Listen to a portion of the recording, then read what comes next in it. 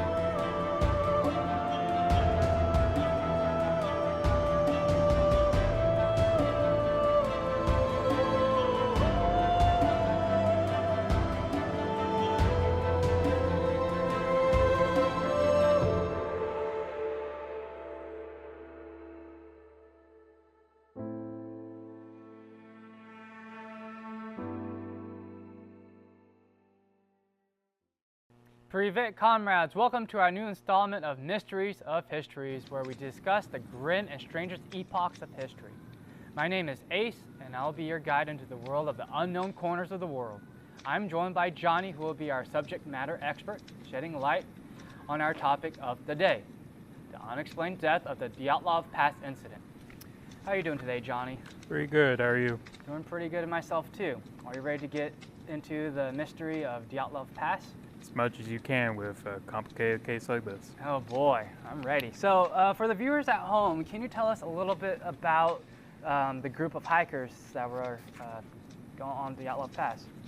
So these group of hikers, made up of 10 at the start, they were all young students of the Ural Polytechnical Institute, and all big explorers, hikers, all of them having their certificates category 2, and all enthusiastic to get their 3rd category certificate for wilderness survival.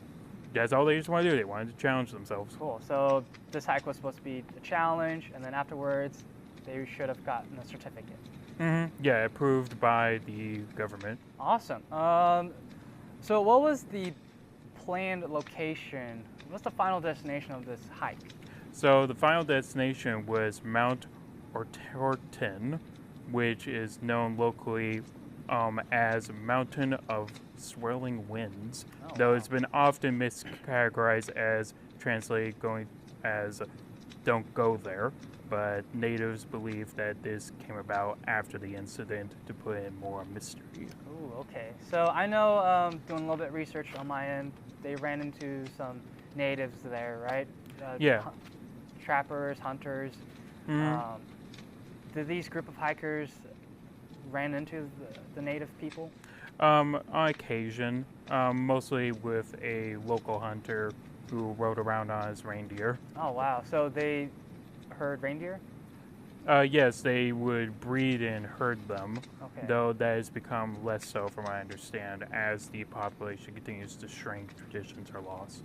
So what was the interaction like between the natives and then these groups? More of a distant relation.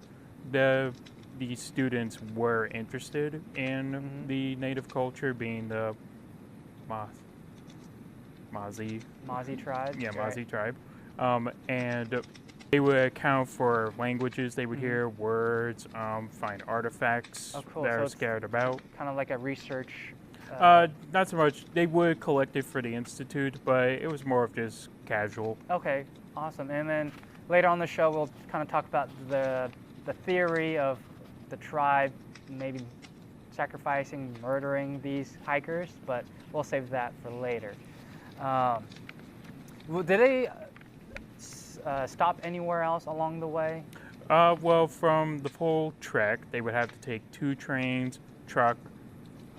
They ran a sled, and then that's when they finally got to the wilderness. Oh, wow. But on the way between the trains, there's a funny story that Georgia, one of the younger members and the most rowdy of the bunch, was trying to get breakfast, but they didn't have enough money, so he started singing and begging people on the street for food, Oh, like a interesting. panhandler. Wow. That is when he got arrested for disturbing the peace, and to which then after he was released and they were about to head on to the next train, a random passenger who was clearly drunk accused them of stealing their vodka, and the group just ignored him. He just started yelling at them, screaming, and then he got arrested for disturbing the peace. Though a funny thing about that is in Igor's records, they had vodka, but the thing is that they never had the money to buy it through when they were buying supplies. Interesting. So it could be possible that they did steal his vodka. That's interesting. Interesting. Something they expect from rowdy, young 20-year-olds. Right. Let's talk about one of the members. They added an older gentleman kind of last minute, Mhm. right? Can you know a little bit about him and maybe elaborate? So I prefer to go by, to refer him as Shasha, as that was his nickname, because I'm not good at pronouncing Russian That's names. understandable. And he's around 34 years old, and he was a war vet for World War One, or sorry, II. World War II, yeah. And he was requested by the Institute to add him to the party. Very mysterious guy. Nobody really knows why he was requested to join. Though he seemingly got along with the other members, sort of a uncle-ish type, Right. like kind of like that uncle you don't really know. Yeah. He's like, I'm casual with him. Right. Because I've also read that he was kind of distant from the group Mm-hmm. along the whole journey. But yeah, Never got really personal. Yeah, very interesting. Just a last-minute addition to a group. Very last minute, yes. Yeah. So let's talk about the day of the incident. What do we know about the events leading up to what happened that night? So as they were trekking up the river, they set up a little cache where they would store just extra supplies of food and equipment up on an elevated area, so animals couldn't easily get to it. Made their way up, but though they had done so a bit late into the day, so they didn't quite trek as far, and they got to the slopes of Kolat Siko, which is known by the natives as Death Mountain or Silent Peak. Uh-oh. So, all right, getting a little ominous, but along the way they decided to camp out on the peak or near the peak, as while being down in the woods would have been safer. They didn't want to lose the trek that they already had. So they dug out flat surface, put their tents on to make it nice and even. Had some food, around 6 or 7. 2 of them went out to relieve themselves and went to bed. That's it. No, Yeah, no as partying, far no. as no, not that we can find in their diaries. Okay. Just casual campfire talking. Campfire talk. Not anything too rowdy as far as we know. All right. As long as I've read, is that there was a lot of camera equipment. Yes. And from someone like me who likes to go hike and hunt, camera equipment is just extra baggage, right? Is there a theory why is there so much camera equipment and film that they brought? Documentation. Okay. And they want to keep record of everything, and personal use. Also could be for the institute. Okay, so they could report back to the school and be like, hey, we did this. Here's all the cool things that Put it we've up seen. for their sports club. Yeah, awesome. Okay. And they set up camp on the slope of Death Mountain. Oh boy. All right, let's stop right there. All right, so little did these expeditious hikers know, this will be their final journey.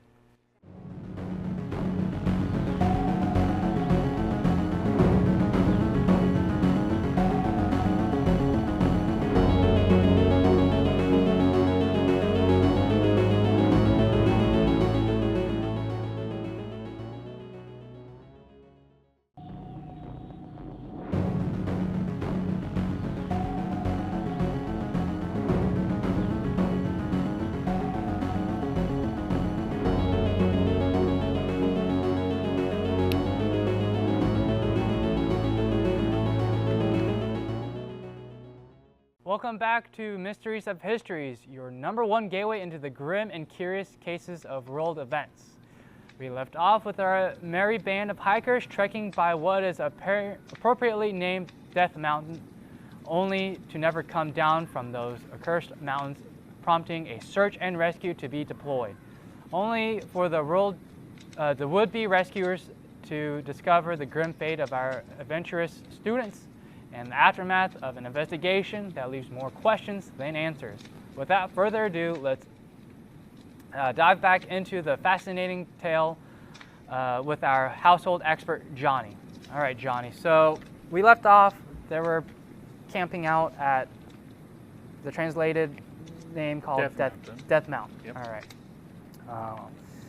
So we know that the whole trip should have been, what, 2 weeks or whatever, 3? About 3 weeks. And we know that they didn't come back, and there was reports that one of the members sent out telegrams, right?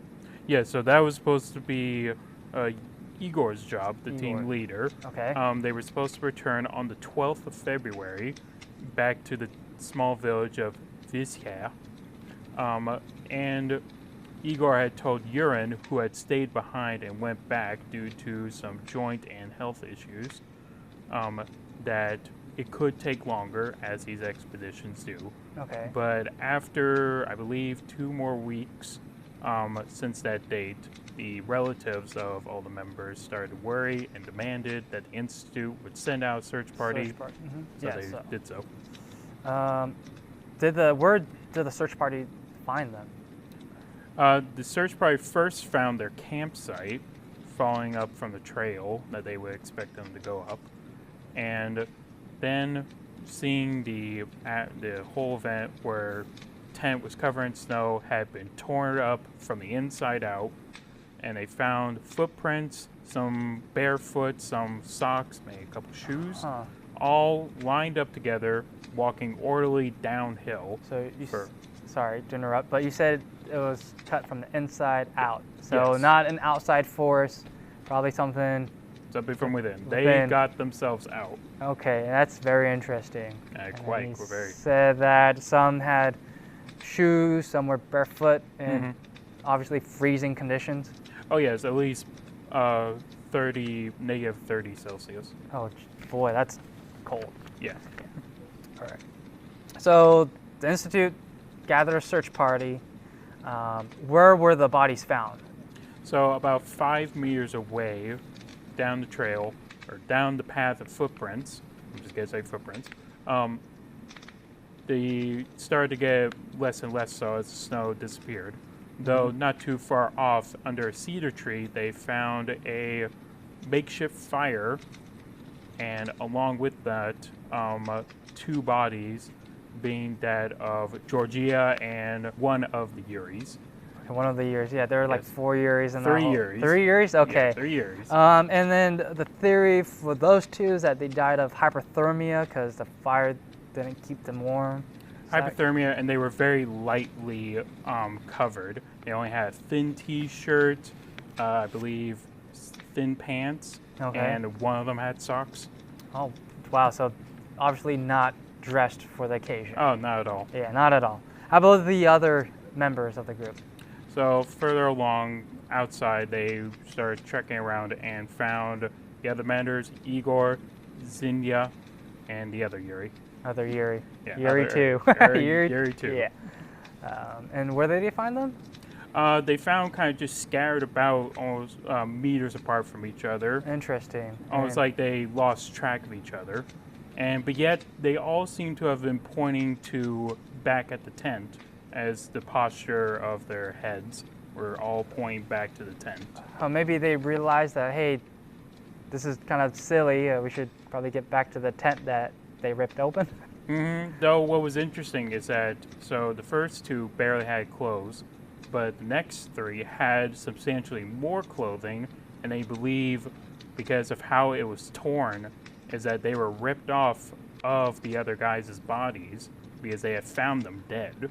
Interesting. They ripped it off to put on themselves because when you're that cold, you don't care about dead people. Right. So that's what, 5 of the members. How about the other 4?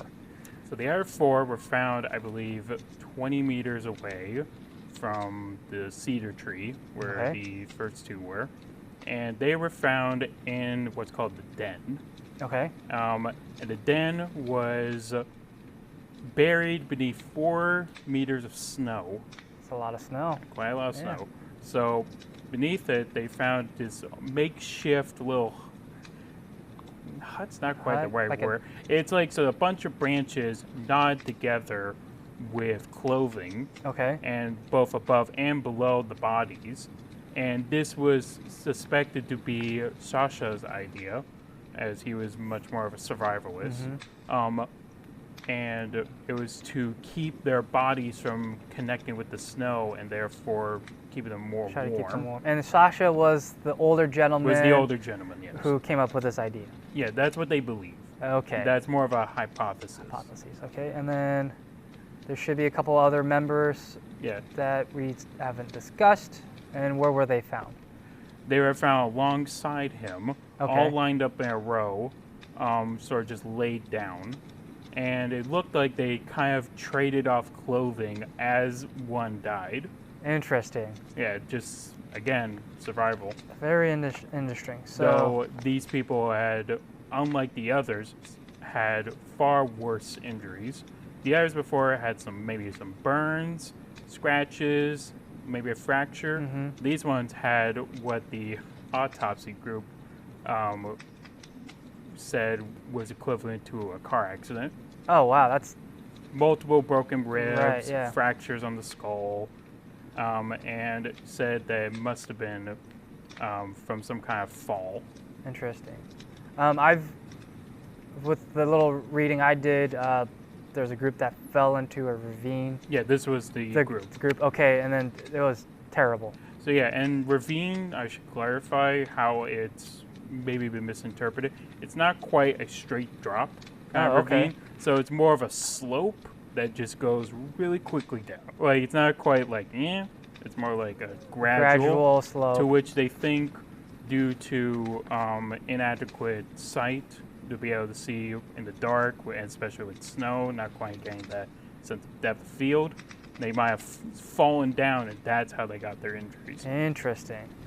All right, so what was the conditions like when the search party found these people?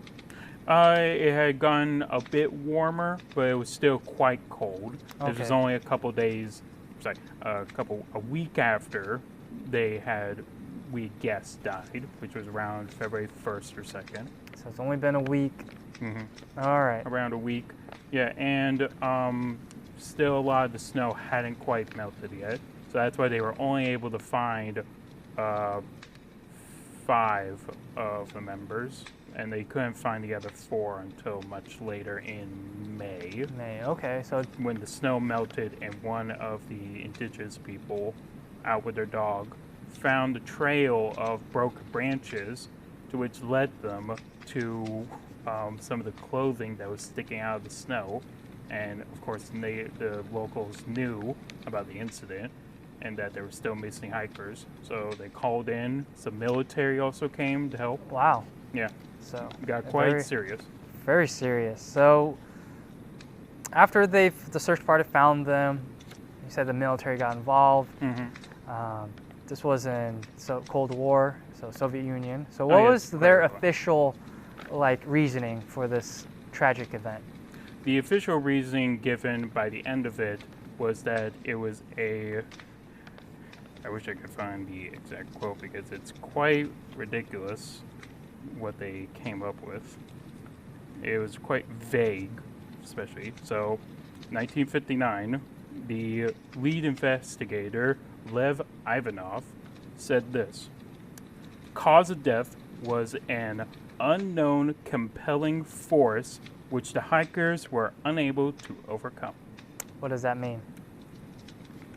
Heck if I know. That's Avalanche. Avalanche. That's the one theory. Blizzard. That's another theory, right? And then there's a bunch of other theories that we'll kind of get into. But has that explanation changed throughout time? Only recently, as of 2019, they reopened the case due to public demand. And going through the case again, they found a slightly better explanation. Okay. Avalanche. Avalanche? That's not much else. Just avalanche. It was avalanche. Wow. That's Even then, it did not quite satisfy anyone. Huh. Interesting. So the night of the deaths, the natives reported that there was an orange orb in the sky. There's an old photograph by one of the members. Some strange orb in the sky.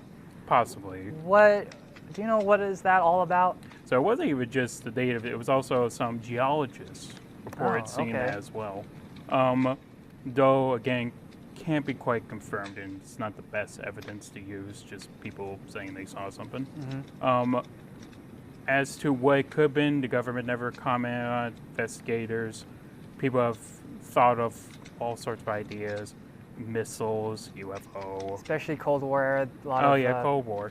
You know, missile testing, nuclear arms, UFOs were becoming a bigger thing. So it could have been anything. I've heard that it might have been a meteor coming into Earth orbit. That has been another possibility, yes. Yeah. Though its other one is ball lightning. Oh, ball lightning. That's one of the... Just a sun spark in the air. Just. Interesting. Along with the orb theory, when there's autopsy came back, they tested some of the clothing, and two of the members of the group had a lot of radiation on their clothing. Is there some sort of explanation with that? So that was 3 pieces of clothing: sweater, shirt, and pants. And the thing is that Yuri, one of the only surviving member, had, when he was being questioned and found innocent for the time, they asked him to look over the bodies, and of course quite overwhelming. Right. But what was more overwhelming for him was confusion that the members were all wearing clothes that didn't belong to them.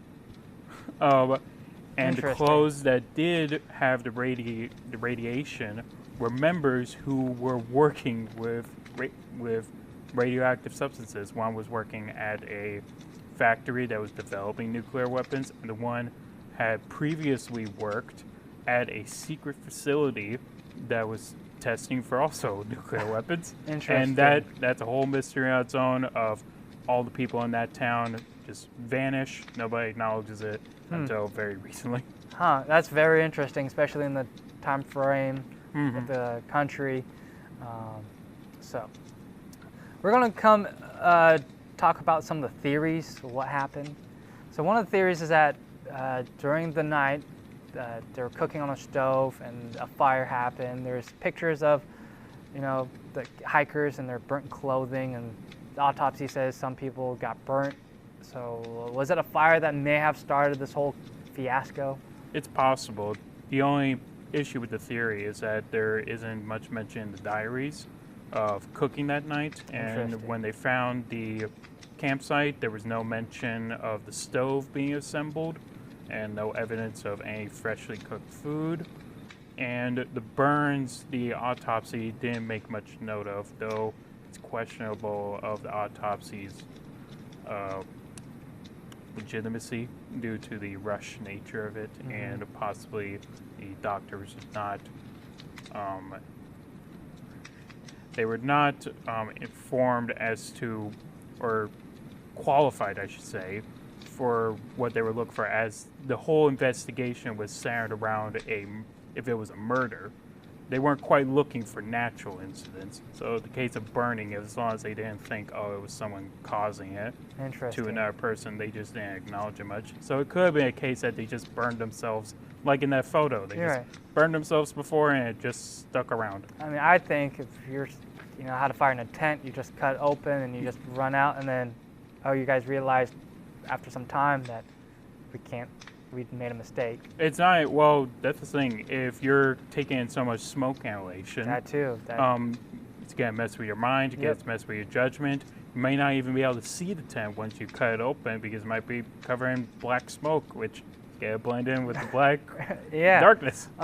There's another report, I don't know how legit it is, but there's some sort of substance. They may be under the substance of who knows what. It was a type of mushroom is what you're referring to. So could that have been play factored? They cut out the tent, then they realized, oh no, we screwed up, now we're dead. It's possible. Again, not much evidence. They never found anything of the sort. Though, of course, any kind of hallucinogenic drug, which was the kind of mushrooms that they would have experimented with, certainly would cause with some such a paranoia.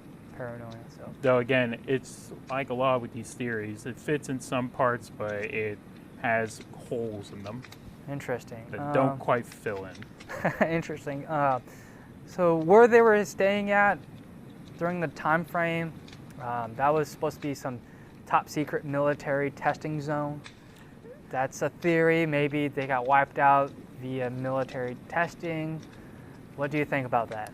It would explain the orb lights, but according to research or investigations done in the military and outside the military, no reports of a missile launch testing in that area or even on February 1st or 2nd.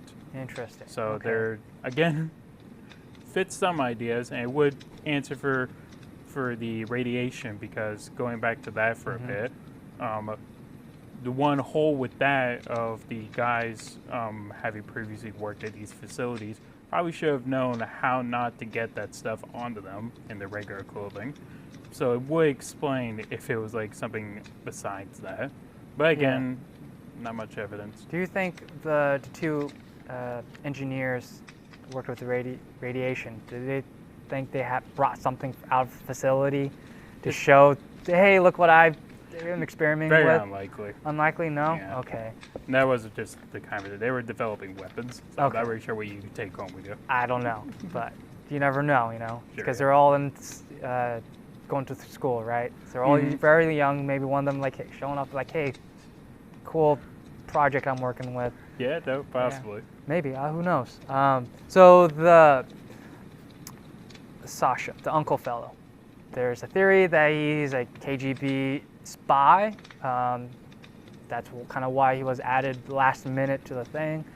Maybe, hey, keep an eye on these kids, Two of them work on the top secret radioactivity facilities.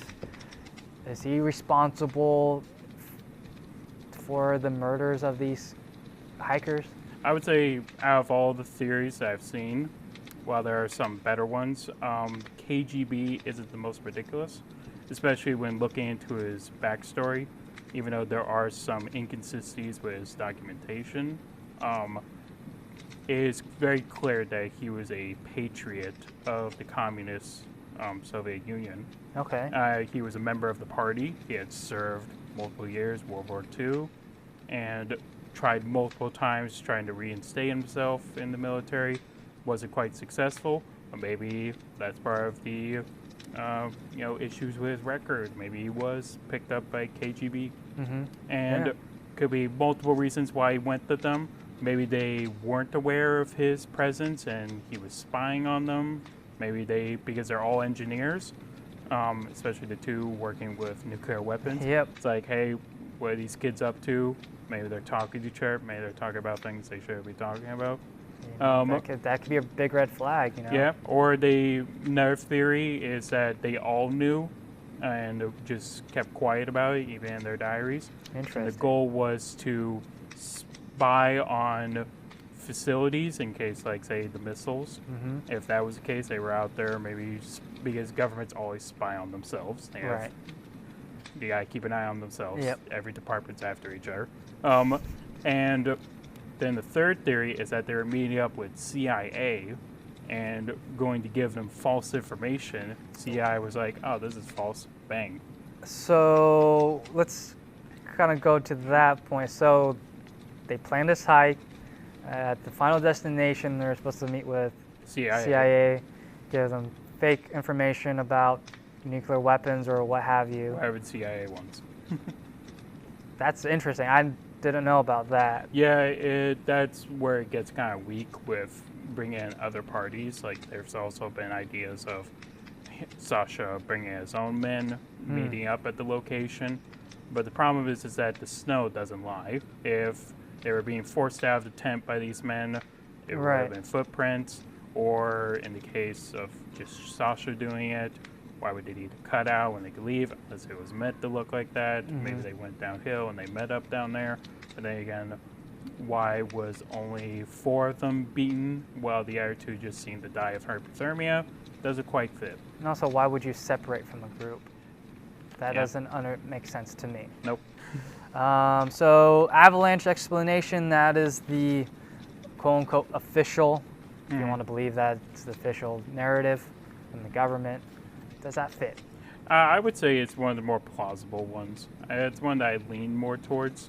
I would certainly like the KGB one to be real. It's always exciting. But the avalanche slope theory has some credence to it, where due to the displacement of the snow, even though it was a very thin layer, as we know from the diaries, with enough wind, it could be pushed to where it gets displaced. You start rolling down and you can't find your way out. Like, if the tent's rolling around with you, you don't know where the exit is, you can cut yourself out. Then think, oh, our tent's ruined. Let's try to go back to the village or find someone. But that's where you get the issue. These guys were not just casual hikers. They were quite professional, and they knew you have a better chance with the avalanche than you do out in the wilderness. Yeah, because they were level 2 certified from the government, right? Of wilderness training. And not even just that, a lot of them grew up as hikers, like lifelong experiences in the wilderness. A lot of them even fought a bear at one point. Oh, that's an interesting They're story. Quite Russian. Wow. How about the katabatic wind theory, where you hear sound for so long, you just get paranoid and freak out and cause chaos? So I believe you're getting confused with the infrasound. Oh, my bad. Oh, let's skip to infrasound vortex then. Sure. What do you think about that theory? It's an interesting one. Certainly more believable. I still go for the avalanche as simple as explanation, though there is another one as well. Infrasound is definitely a real thing, and can induce panic, can explain the irrational behavior, and from what I understand, scientists studying that know that it occurs often in high elevation with enough wind speed, and I know that it has something to do with the shape of the cap of the mountain. Okay. And it does fit with the mountain they were at to create the right winds and the frequency, create this event. And it's just at one point, like, there hasn't been an observation of it happening at this location. So again, it just maybe we'll find out one day if that's the case. Maybe not. Just a theory. Yeah. So how about the katabatic winds? What can you tell us about that? So katabatic winds, they appear over cold glacier or mountain areas that starts to flow down the hill rather than going like a wind. It's gonna go up or around. But katabatic winds, in the right conditions and with the assistance of gravity, create such strong winds that go down that it can push the snow. It can even tear apart the tent by itself. So can that be the cause of an avalanche? It's sort of a combination of an avalanche and a blizzard. Just rolled into one tiny little ball. Interesting. And It's very interesting. only issue with it is the amount of injuries they would have sustained would not allow them to walk so calmly, easily down the hill. Right, because their They were reports. broken bones. Yeah. Interesting. So why do you think the investigation ended with the conclusion of a compelling natural force? And let's start with that question first. I think the government just wanted to get out of the way, give an explanation in order to stop asking questions, even if they weren't involved. It's better to just get these things out of the way. And avalanche and call it good. Yeah, people want answers, and then, as long as you keep them dangling, they're just gonna get mad and madder. So you want to just get out of the way. So And there just might not be an explanation. All these notes just don't really mean anything. it's just theories, because, right? Because there's hundreds of theories. Yep. Hundreds. So and it got reopened, right? And then 2019, the government said, "Hey, avalanche is the cause of death." Do we know why it got reopened? Just people wanted better answers. I think it came about, and there's no quite certain answer as to why people started asking more. It's always been the case. It's like pretty similar to, what was the UFO case in Nevada? Sorry, one more time. The UFO case. What was it called again? I don't remember off the top of my head. All right, dang it. There's certain things where it's just like rumors persist, legends and whatnot keep going on. Then the internet came, people started talking about more, sharing with each other, started getting news cycles more. Build up. People want answers, so the government's like, all right, fine, avalanche. Avalanche, that's the answer. Out of the theories that we discussed about, is there something that we didn't include?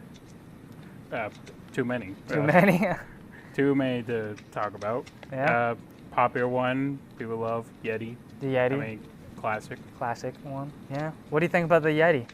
Uh, Being involved with this yeah, incident? maybe. Maybe? Yeah. Okay. Yeah, I'll go. You know what? I'm changing my answer to Yeti. To Yeti? Because I know there's that theory, maybe it's the Yeti or maybe predatory animals that cause some of the damage.